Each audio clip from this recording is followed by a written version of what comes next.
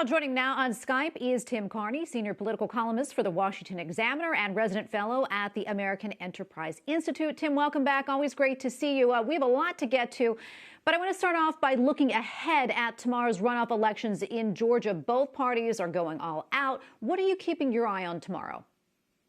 Well, the polls have shown that it's basically a tie, but in recent days, Jon Ossoff has also pulled ahead of incumbent Senator David Perdue. And for the last couple of weeks, you've had Raphael Warnock leading Kelly Loeffler. So right now, if the polls were right, which is a big if, then Democrats would win both seats, which of course would give them a 50-50 Senate and make Kamala Harris a tiebreaker. So this could go any way on either one of those races. But what we're looking at is whether turnout is going to be depressed, and this could fall on Donald Trump's shoulders. He's made so many people feel that, so many of his party feel that the election can't be fair, that there's worry among Georgia Republicans that Republicans voters will stay home because they're discouraged. Hundreds of millions of dollars in campaign spending has really flooded the state. And I know that you've taken a look at that for the Washington Examiner. What did your reporting show in the race between Democrat Jon Ossoff and Republican, that is, Senator David Perdue?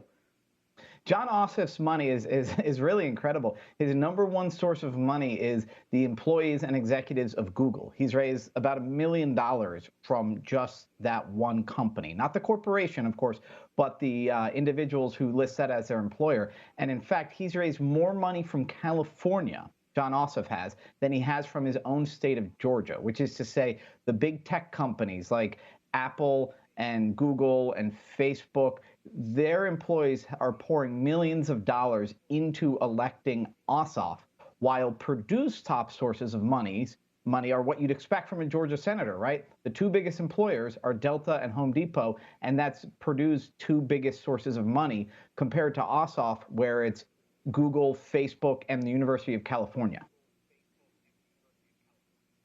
Well, Tim, we only have probably about 30 seconds or so, but I really want to get to this last question. The other headline out of Georgia, that is, as you know, President Trump's recorded phone call to Georgia's Secretary of State. What was your reaction to that audio, and how do you think that will play with voters tomorrow?